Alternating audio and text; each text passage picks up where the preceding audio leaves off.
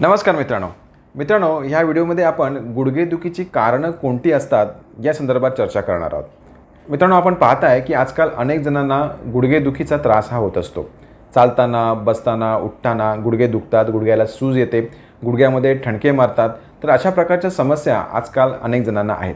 पण मित्रांनो, कधीही जेव्हा आपल्याला कोणताही त्रास होतो त्यावेळी आपल्याला त्या आजाराचं कारण समजून घेणं हे फार आवश्यक असतं। जर आपण त्या आजाराचं कारण समजून घेतलं तर आपण त्यावर उपचार हा व्यवस्थितपणे करू शकतो। त्यामुळे जर तुम्हाला गुडघेदुखी असेल तर तुम्ही हा व्हिडिओ पाहून त्याचं कारण हे समजून घेण्याचा प्रयत्न करा आणि त्यानुरूप जर तुम्ही उपचार जर केलेत तर त्याचा फायदा हा तुम्हाला लवकर होणार आहे। चला तर मित्रांनो, आपण जाणून घेऊया गुडघेदुखीची कारणं ही कोणकोणती आहेत।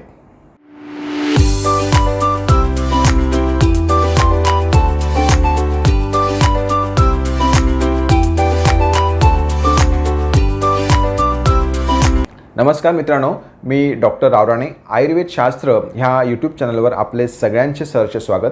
मित्रांनो, जर आपण आमच्या चॅनलवर नवीन असाल तर नक्कीच आमचं चॅनल सबस्क्राईब करा, कारण आमच्या चॅनलवर आम्ही आयुर्वेद शास्त्रामध्ये काय सांगितलेलं आहे त्याची माहिती आपल्यापर्यंत पोहोचवत असतो। मित्रांनो, जेव्हा आपण गुडघेदुखीचा विचार करतो तेव्हा गुडघ्याच्या ठिकाणी संरचना कशा आहेत, त्या ठिकाणी स्ट्रक्चर्स कशी आहेत ते आधी तुम्हाला समजून घ्यायला हवं। बघा, आपल्या गुडघ्यामध्ये 3 हाडं ही एकत्र आलेली असतात।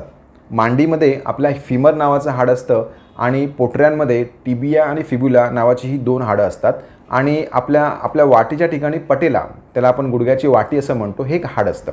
तर अशा पद्धतीने फिमर, टिबिया, फिब्युला आणि पटेला हे सगळे मिळून आपला गुडघा हा तयार झालेला असतो। आता ही सगळी मोठी मोठी जी हाडं आहेत ना, त्या हाडांना सपोर्ट देणारी स्ट्रक्चर्स पण असतात बाजूला, म्हणजे ही हाडं व्यवस्थित त्याच ठिकाणी जागेवर राहावीत आणि त्यांचं कार्य हे व्यवस्थित ती हाडं करावीत यासाठी मसल्स असतात बाजूला। मसल्स हे दोरखंडासारखं एक स्ट्रक्चर्स असतात आणि हे स्ट्रक्चर्स जे असतं ना ते गुडघ्यांना बांधून धरायचं काम करतात। तसंच मित्रांनो, त्या ठिकाणी लिगामेंटसुद्धा असतात। ACL, PCL, medial collateral ligament, lateral collateral ligament, ह्या सगळ्या लिगामेंट्स असतात, म्हणजे दोऱ्यासारखे पदार्थ असतात जे आपल्या गुडघ्यांना व्यवस्थित शेपमध्ये धरून ठेवतात। यानंतर आपल्या गुडघ्यांमध्ये फ्रिक्शन होऊ नये म्हणून गुडघ्यांच्यामध्ये कार्टिलेज असतं आणि त्यानंतर या कार्टिलेजच्यामध्ये सायनोव्हियल फ्लुइडसुद्धा असतं, ते पाण्यासारखा एक पदार्थ असतो। मिनिस्कस असतात आणि बरसे पण असतात। मिनिस्कस, बरसे हे एक प्रकारे कुशनचं काम करतात, म्हणजे एक गादी असते छोटी, तर ती गादी काय करते, फ्रिक्शन, घर्षण आपल्या गुडघ्यामध्ये कमी करत असते। तर हे सगळे जे अवयव आहेत ना, म्हणजे नुसतं हाडच नाहीत, आजूबाजूचे जे काही स्ट्रक्चर्स आहेत हे स्ट्रक्चर्समध्ये जर कधी काही बिघाड झाला, काही दोष निर्माण झाले तर आपल्याला गुडघेदुखी होत असते। तर सगळ्यात महत्त्वाचं कारण गुडघेदुखीचं असतं ते म्हणजे इंजुरी। जर आपल्याला काय लागलं, आपण खेळताना पडलात किंवा स्पोर्ट्स इंजुरी वगैरे झाली तर यापैकी कोणत्या तरी अवयवांना इंजुरी होते, त्या ठिकाणी मार लागतो आणि गुडघेदुखी ही होत असते। त्यानंतर मित्रांनो, बऱ्याच जणांना हे जी स्ट्रक्चर्स आहेत, म्हणजे टेंडन्स आहेत किंवा मिनिस्कस आहेत किंवा बरसे आहेत, या ठिकाणी सूज येते, म्हणजे बर्सायटिस होतो किंवा टेंडोनायटिस होतो। तर अशा प्रकारच्या प्रॉब्लेम्स या होत असतात आणि त्यामुळे गुडघेदुखी ही होत असते। यानंतर मित्रांनो, काही संधिवाताचे प्रकार आहेत, म्हणजे काही असे आजार आहेत की ज्यामध्ये वेगवेगळे सांधे हे अफेक्ट होत असतात, म्हणजे गुडघाच नाही तर इतर सांधेसुद्धा अफेक्ट होतात। जसं की गाऊट आहे, गाऊटमध्ये पायाचा अंगठा सुजतो, त्यानंतर हळूहळू इतर सांधेसुद्धा सुजतात, त्यामध्ये गुडघासुद्धा सुजू शकतो। त्यानंतर रुमॅटॉइड आर्थरायटिस आहे, रिॲक्टिव्ह आर्थरायटिस आहे, SLE सारखे ऑटोइम्युन डिझीजेस आहेत। तर या सगळ्या आजारांमध्ये गुडघेदुखी ही होऊ शकते। यानंतर आणखी एक महत्त्वाचा जो आजार आहे ज्यामध्ये अधिकाधिक लोकांना गुडघेदुखीचा त्रास होतो, म्हणजे ह्या आजारामुळे अधिक लोकांचे गुडघे हे ग्रस्त झालेले आहेत, तो आजार म्हणजे ऑस्टिओआर्थरायटिस ऑफ नी जॉईंट। बघा, 40 वर्षानंतर जर तुम्ही 100 गुडघेदुखीचे पेशंट जर घेतलात त्यातल्या 80 लोकांना जवळपास ऑस्टिओआर्थरायटिस ऑफ नी जॉईंटमुळे गुडघेदुखी होत असते। ऑस्टिओआर्थरायटिस ऑफ नी जॉईंटमध्ये काय होतं की गुडघ्यांची झीज चालू होते, म्हणजे त्या ठिकाणी जे बोन्स आहेत, कार्टिलेजेस आहेत, त्या ठिकाणी झीज निर्माण होते, वियर अँड टियर निर्माण होतं आणि त्यामुळे गुडघेदुखी होते। कार्टिलेज हे हळूहळू फाटायला लागतात, त्या ठिकाणी होल निर्माण होतात। त्यानंतर जे बोन्स असतं, फिमर आहे आणि टिबिया, फिब्युला आहे, या ठिकाणी सुद्धा ऑस्टिओफाईट फॉर्म होतात। ऑस्टिओफाईट म्हणजे जे शेवटचा जो तुकडा असतो, शेवटचा जो भाग असतो हाडांचा, ती हाडं जी असतात ती मऊ बनतात, ठिसूळ बनतात आणि या कारणामुळे सुद्धा गुडघेदुखी ही होत असते। आणि हे जे कारण आहे ते अतिशय महत्त्वाचं आहे आणि याच्यामुळेच अनेक जणांची गुडघेदुखी ही होत असते। आता ह्या ऑस्टिओआर्थरायटिसच्या सुद्धा स्टेजेस आहेत. स्टेज 1 असते, नंतर स्टेज 2 असते, नंतर 3rd असते, नंतर 4th असते. जसं जसं तुमचं वय वाढत जातं तशी जशी ही स्टेजेस ज्या असतात त्या वाढत जातात. यामध्ये काय होतं, मी मगाशी म्हणालो की त्या ठिकाणी विअर अँड टिअर म्हणजे झीज ही चालू झालेली असते. त्यामुळे काय होतं, त्या ठिकाणचं कॅल्शियम कमी होणं, त्यानंतर त्या ठिकाणी डिफॉर्मिटी निर्माण होणं. डिफॉर्मिटी म्हणजे काय होतं बघा, की समजा आपलं जे दोन्ही हाडं असतात ना ती अशी एका पोझिशनमध्ये असतात. आपण जेव्हा त्या ठिकाणी विअर अँड टिअर होतं किंवा झीज होते ना तेव्हा त्यांची पोझिशन ही बिघडते आणि यामुळे मग डिफॉर्मिटी निर्माण होते. आता तुम्ही बघाल की अनेक जण तुम्ही रस्त्यावर वगैरे पाहाल की काही महिला किंवा पुरुष हे चालताना अतिशय असे हेलकावे घेत चालत असतात. जसं की समुद्रावर एखादं जहाज असतं आणि ते कसं हलकावं घेत असं ते समुद्रामध्ये चालत असतं, तशा पद्धतीने हे लोक चालत असतात. तर हा जो प्रकार असतो ना तो ऑस्टिओआर्थरायटिस ऑफ नी जॉईंट्सची पुढची अवस्था असते, 3rd किंवा 4th स्टेज असते. त्यामुळे त्यांना त्या ठिकाणी डिफॉर्मिटी निर्माण झालेली असते आणि त्यांना चालण्यामध्ये प्रॉब्लेम हा येत असतो. तर अशा पद्धतीचे कारणं ही आपल्याला गुडघेदुखीमध्ये मिळू शकतात. आता आपण जर आयुर्वेदामध्ये जर बघितलं तर आयुर्वेदामध्ये आम्ही काय विचार करतो, जेव्हा एखादा पेशंट आमच्याकडे गुडघेदुखीचा येतो तेव्हा आम्ही त्या ठिकाणी असा विचार करतो की त्या ठिकाणी त्याच्या शरीरामध्ये वातदोष हा बिघडलेला आहे. आता तुम्ही म्हणाल की वाताचा आणि गुडघ्याचा काय संबंध? तर मित्रांनो, दुखणं जेव्हा येतं ना त्यावेळी शरीरामध्ये वात हा वाढलेला असतो आणि जेव्हा वात वाढतो तेव्हा गुडघ्यांची झीज ही लवकर व्हायला लागते, फटाफट व्हायला लागते. तर आपल्या शरीरामध्ये वात वाढण्याची कारणं कोणती आहेत? म्हणजे जर समजा तुम्ही ही वात वाढण्याची कारणं पण समजून घेतलात तर कदाचित तुम्हाला पण कळेल की हा बाबा मी ह्या गोष्टी करतो आहे, त्यामुळे ही कारणं जी आहे ती मी थांबवायला पाहिजे, ही कारणं करायला नको, त्यामुळे माझ्या गुडघ्यामध्ये कदाचित आराम हा चांगल्या पद्धतीने पडू शकेल.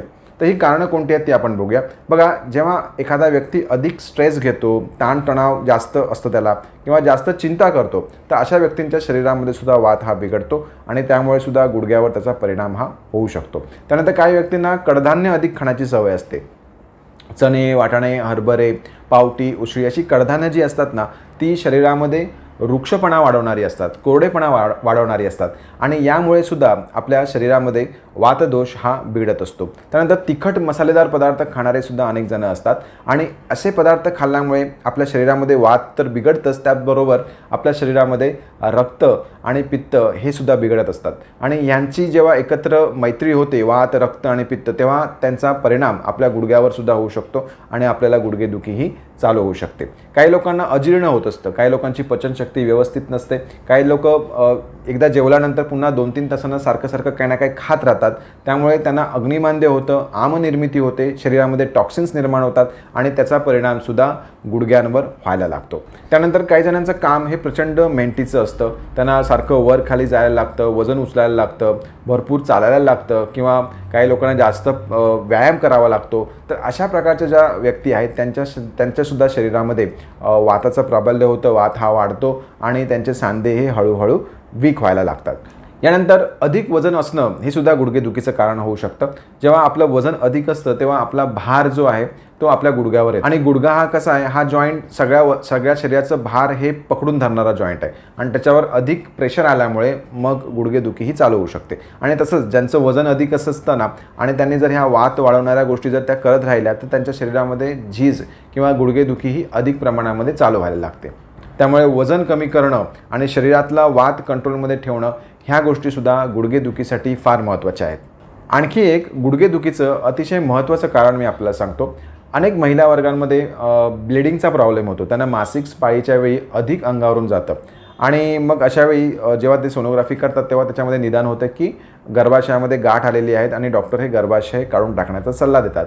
गर्भाशय काढून टाकलं जातं. मग अशा स्त्रियांमध्ये कॅल्शियमची कमी ही लवकर होते. अशा स्त्रियांमध्ये वात हा लवकर बिघडायला लागतो. कारण काय होतं की जेव्हा तुम्ही गर्भाशय हे काढून टाकता त्यावेळी त्या ठिकाणी एक प्रकारे कॅव्हिटी निर्माण होते, एक प्रकारे त्या ठिकाणी व्हॅक्यूम निर्माण होतो आणि मग शरीरामध्ये त्या ठिकाणी वात हा जमा व्हायला लागतो आणि तो त्यांच्या सांध्यांना अफेक्ट करायला लागतो. त्यामुळे हे सुद्धा अतिशय एक महत्त्वाचं कारण आहे. तेव्हा मित्रांनो, जेव्हा तुम्हाला गुडघेदुखी असते ना त्यावेळी तुम्हाला काही रक्त तपास करावे लागतात की तुम्हाला दुसरा कुठला संधिवाताचा प्रकार आहे की नाही ते बघून घ्यावं लागतं.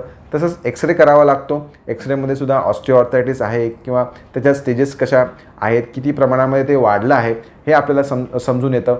त्यानंतर MRI सुद्धा तुम्ही करू शकता. MRIमध्ये आपल्याला इन डिटेल सगळी माहिती कळते, अगदी व्यवस्थितपणे आपल्याला त्या ठिकाणची स्ट्रक्चर्स ही दिसून येतात आणि त्याप्रमाणे निदान हे केले जातं.